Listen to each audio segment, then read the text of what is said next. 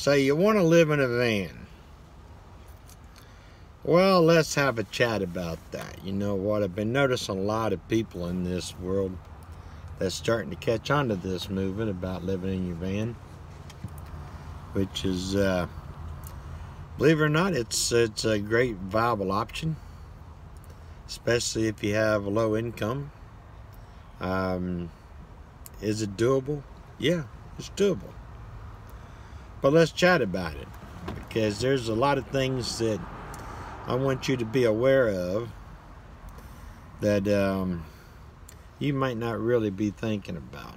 A lot of people get in there and go in it blinded and not really paying attention of what it actually costs to live in a van. So this video here, I've taken a bunch of notes. I'm going to try to give you a little bit more of a hard dollar idea about what it takes out there in this world to do just that. Can living in your van change your life? Yeah, I'll guarantee you it can. Number one, if you look at the good side, you know, you see all these van life videos that glorify this, this movement. And you see them doing things, standing on top of a big mountain overlooking the Grand Canyon or whatever it might be, and just flat out gorgeous and beautiful. Is that reality? Yeah, it's reality. It really is. I mean, you can find some very beautiful things to do. You can find beautiful people out there in the world to really pick you up and go. But the biggest key about that is that you have to go out and do it. If you don't have the money to do this, it can get a little bit tougher. You know, if you think you're just going to buy a van and park in a Walmart parking lot somewhere and live out the rest of your days, trust me, it ain't going to happen. You're going to be hounded by the people that run these places, that will have you removed. Don't think you're just going to go out there and squat somewhere and pull out everything right in the middle of a parking lot and have a party in your lawn chairs and your barbecue pits and everything else. It just ain't going to happen. And you're just going to bring more attention to yourself, and it's going to make you very miserable. So I'm going to do a little, probably a little series, probably what this will turn out to be. But and we'll take each aspect as it comes. And I'll try to explain all the goods and all the bads of living in your van. But first things first, to live in a van, number one, you got to own a van. So let's start talking about the van itself. That's what this first section or this first video, I'm going to try to focus more on just what that is, and try to help people sort of make a wise decision. Now let's say you're a retired mechanic, or even a current mechanic, that can basically tear a car apart and put it back together with your eyes closed and blindfolded and with just a screwdriver and duct tape. Well, God bless you, you're very rare to have. And if you have these talents, believe me, yeah, you can go out and you can buy something from a junkyard pretty much, or buy something from the back of a farm. Of a 1947 van or whatever it is, even a 90s or whatever, and yeah, you can tear that car apart. You can put your efforts and your time and your money into it and get that van running again, and actually end up having a fairly decent van with very low cost and maintenance and keeping it up once you invest the money. But even if you can do that, you're still going to spend a lot of money on that van, trust me. For the average folk or the woman that doesn't have these talents, if you're a woman that doesn't have these talents, learn them. Trust me, nothing says you can't do it. If a guy can do it, you can do it just as easy. So get out there and learn. Even if you want to really go for it full and you really want to do it, go down to your local community, school there. And take a course on auto mechanics. and learn what it is to repair your own, your own van. And even by doing that, you can even take your van, your project van, in there, and you can work right along with all your classmate buddies, and they'll help you build your van. So, and help you get it in good tip-top shape. But that's just some ideas. I mean, I've seen some women. I'm in air conditioning trade, so I've actually hired a few women that does the trade, and you know what? They did a great job. I mean, in most cases, a lot of cases, it's even better than the guys could do. So don't sell yourself short. So get out there and actually learn how to do it. I don't care if you're 20 years old or if you're 70 years old. Nothing says you can't. If you're physically able to turn a wrench, you can work on your own vehicle and you can keep it in shape. But I'm just going to go by the average, what I've seen out there in all the social medias, and I follow a lot of van communities through Facebook, Instagram, here on YouTube. I really do a lot of research, and I'm part of these communities. I'm actually a member of a face group on Facebook of it's the Guardian Angels. And this is people that mechanics and things across the country that, we're out there to possibly help someone, if they break down or they need some assistance or advice or whatever. We come together as a community and sort of help these people. And, it's a great movement. I've done quite a bit of that. I've actually helped quite a few people through that, through that movement. And I've done everything I can to, pay the love forward. And I will continue to do that until the day that I quit breathing, pretty much. But let's talk about the vans. That's the biggest thing. Let's say an average van that is on the market today that most people can afford is only going to be, and what most people are looking for, $1,000, $1,500, Honestly, truthfully, the barn finds, that's about what you're going to get for that. Or just a flat-out old service van for an electrician or a plumber or something that's been flat-out worn out that you don't even want to have nothing to do with. So, to find something in that kind of shape, it's pretty much junk. Flat-out, tell you the truth, honest with you, don't even waste your time looking at it. If that's all the budget that you have for a van, my suggestion is to take your time, take some more time to do more savings and put yourself up there. Now, if you can get yourself up into a savings point of around $4,000 to $6,000 range, $8,000 range, then you're gonna, and if you shop wisely, you can find a fairly decent van that's not going to literally eat you up in parts, to keep it on the road, at least for a few years. And then if you can't find that in your budget or your credit's in good shape, you might even want to consider maybe even a new van. And the reason I say a new van is because you got to realize you're going to see how much it costs. I'm going to go through all that, but you're going to see how much it costs basically per month to keep that van in tip-top shape and keep it on the road. If you have a brand new one, yeah, you're sort of swapping that off, but you're swapping it off for a payment. And can you do it? Yes. If you have an income, a guaranteed income, that might even be your smartest move because you'd have less worry about keeping that van ongoing. And you probably won't have too much to stumble you. So let's look at just what it costs to basically fix and operate a van. So you're looking at an average van. I've got a 2000 Chevy Express. It's got quite a few miles on it. Actually, it's a lot of miles on it. But the thing is I keep this van in tip-top condition. I would hold this condition of this van equal to, if not more than, most new vans. I mean, that's how well it's maintained and kept up. I trust this van. I can get in this van and drive it anywhere across the continental U.S. and not even bat an eye about even leaving instantly and drive it all the way there and all the way back and have Never a worry. I know good and well it's not going to let me down. I mean, that's how much confidence I have in this van.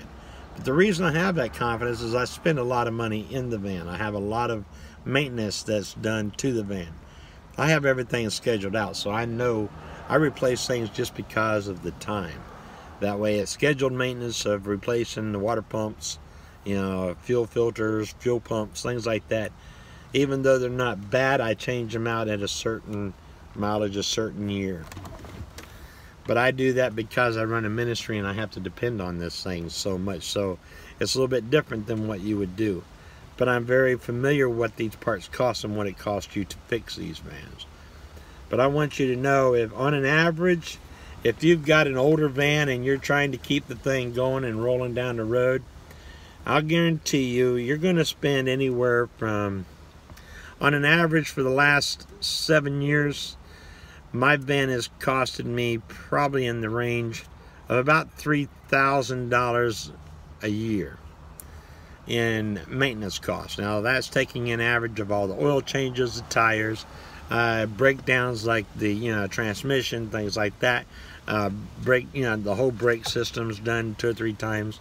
These are things that that I've experienced, and when you average it all out, that's about a good average that you can really depend on. That's what you'll be spending.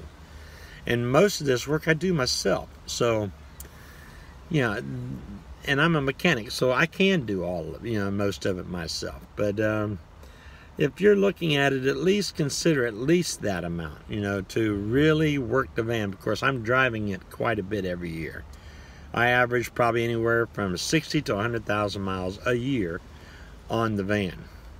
So it really takes its beating, but yet I take good care of it and kiss it every day, just to thank God that it's still rolling and that I can keep it going. But that gives you an idea of what you need to budget. So that's $250 every month. So if you put that back in a savings and you spend and you do your maintenance properly and you keep it up and you pull it out as you need it and you keep putting money into that coffer, that's about where you're going to be on your your budget to keep that van rolling in good shape.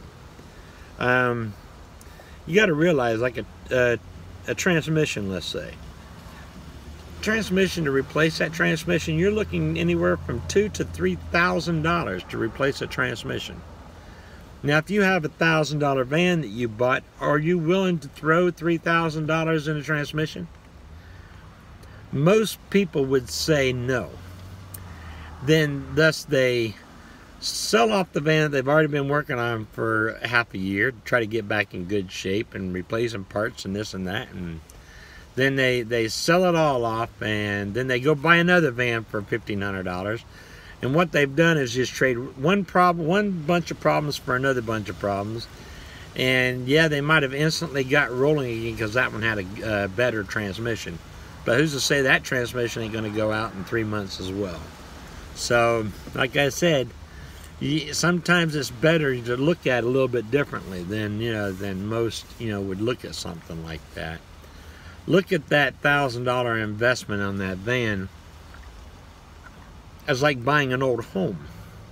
Yeah, you can get it cheap, but if you rebuild it and maintain it and keep it up, you're going to have to put money into that, into that house, and sometimes that's going to cost you a pretty penny at times.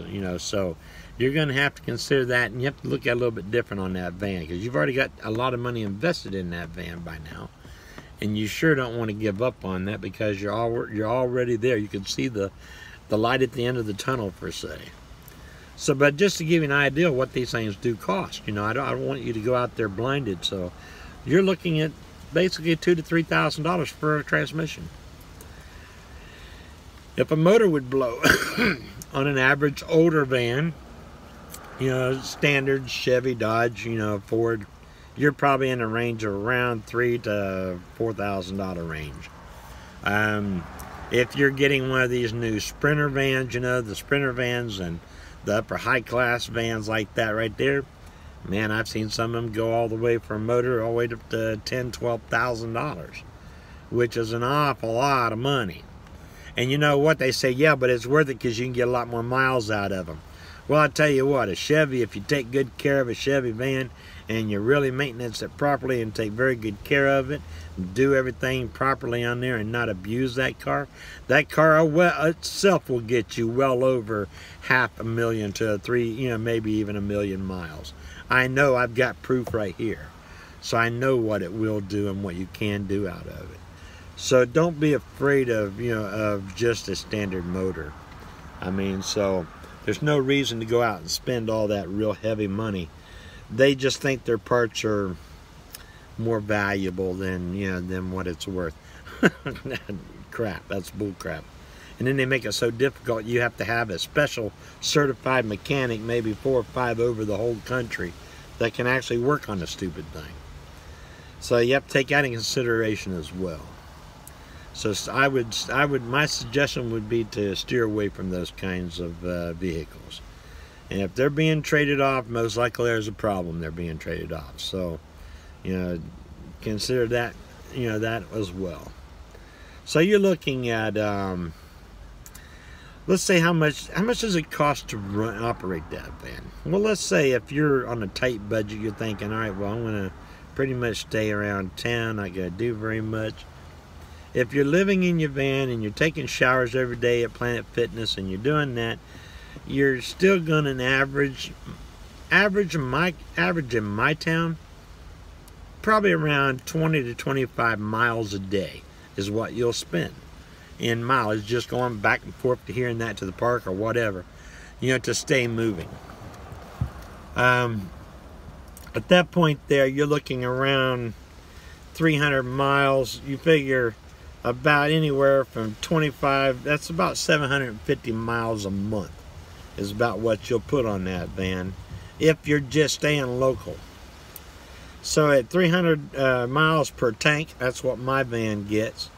And for an average of around $50 to $60 per tank, I'm looking at about $125 per month just in fuel.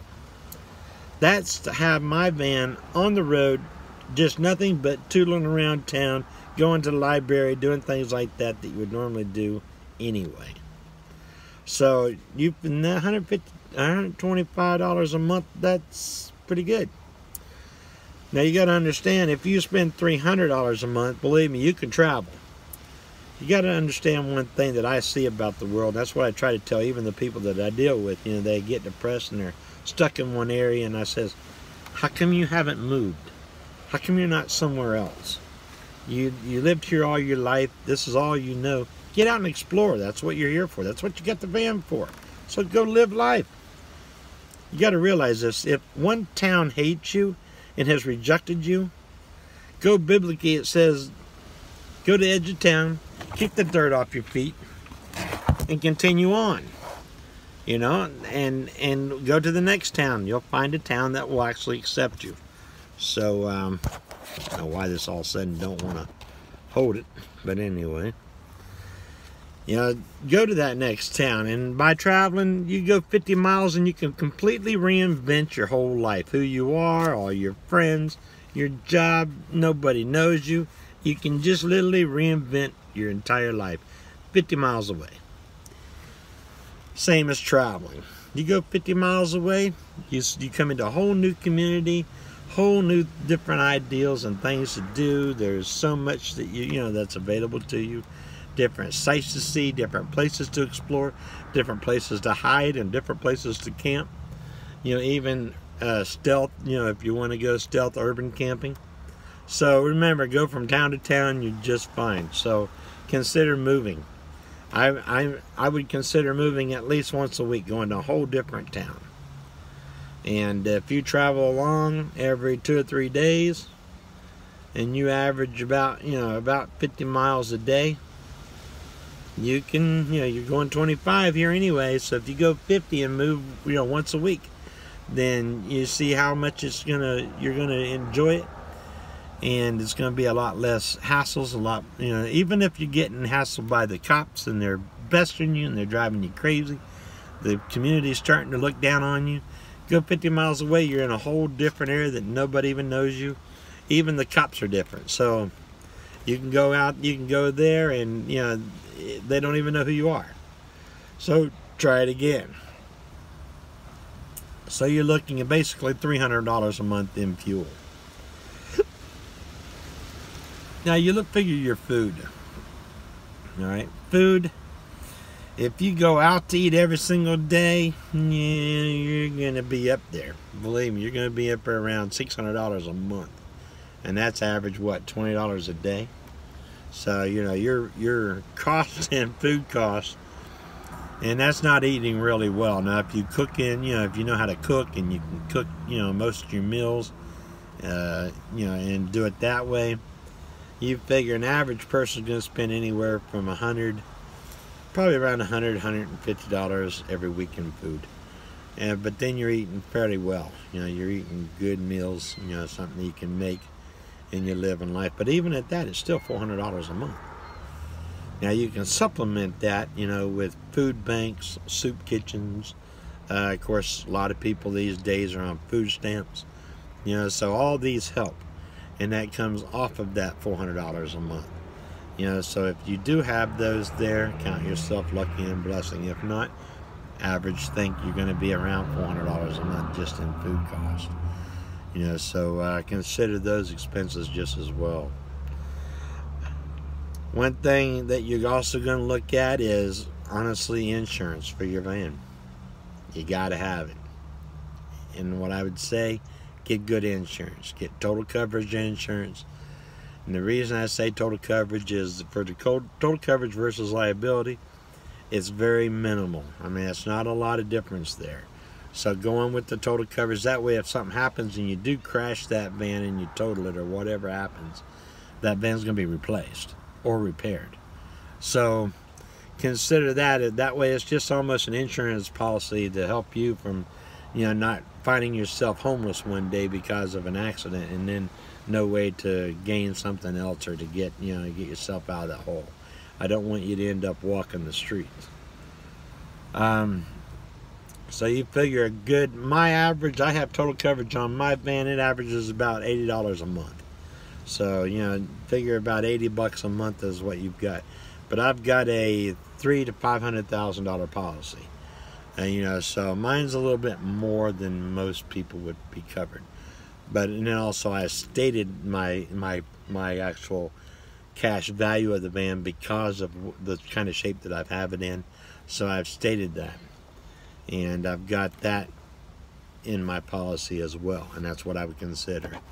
Now through my situation, all my contents in my van is covered through my homeowners because I still own a home.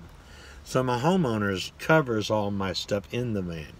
But if not, make sure that you get another policy called renter's insurance. And renter's insurance will also cover your contents in your van. So, look at all your insurance and make sure that you tell them the truth of what's happening and what you're doing. That way you're covered for sure. You don't want to come up with some kind of problem and then find yourself, oops, sorry, you're living out of that van. Sorry, we don't cover nothing. You know what I mean? So that, you always should make sure that you're truly covered what you're doing. Another thing that I think is almost essential, that it's almost a guarantee have to have, is honestly AAA. AAA is a towing service that in case you break down somewhere, they're going to get you to a shop, they're going to get you somewhere. And believe me, I've been in some areas across the country to where I've actually had to be towed. And there's a couple times over the years that I've had to be towed quite a distance to get to the place that I needed to go to. And you're going to spend about $200 on it, but the AAA, if you get the the better plan, I think they call it the gold plan or whatever, but it's the one, you get up to like 150 miles per tow, and you get multiple tows per year. You can pretty much count and bank on that. So trust me, it's well worth every dollar that you can spend on AAA. That's one of the best, I think the most valued money that I spend today on this van life is my AAA. I think that's the one that protects me and gives me the most peace of mind. Is because I know if I break down on that Route 171 mile marker on Route 75 or whatever, I know it's going to get me away from there. As I can call them with no questions asked. I know they're going to take me somewhere safe. I can go to a mechanic shop. I can get towed to a auto parts shop, somewhere to be able to give me options to fix that van. So look at that as well, you know, when you're considering that. But now on the we're getting pretty late here, but I'll go on. But this is the series number 1 of how to live in a van. I wanted to go over just the van stuff today, so you truly understood and got a grasp of really what it would cost you and what you're looking at financially to live in a van. So if you look at that monthly, for all the monthlies, you know, that's the maintenance, the miles, you know, your gas, your food, your insurance, and your AAA, you're looking around $750 a month. So it's doable. Like I said, it's doable. Even for a lot of people that are on Social Security, it's doable. But also another thing that I want you to realize, if there's any way that you can make $1 in any way, form, or fashion, you know, while you're on the road, do it. Consider that extra income. If that's your only income, make sure that you're at least double this price, you know, as a base monthly income before you go out there. Because believe me, when you get out there, it's going to be pretty tough, you know, to keep things going. So you want to make sure you have what it takes and you have the abilities of what you're doing. Now my next series will probably be about what you actually need to live in the van and how elaborate you need to build out that van. But stay tuned for that video. It'll be coming up here shortly as well. God bless you guys. Have a great day. Consider living in a van. This is a video about how to live in a van, and hopefully this video will help answer a lot of questions. Thank you and God bless.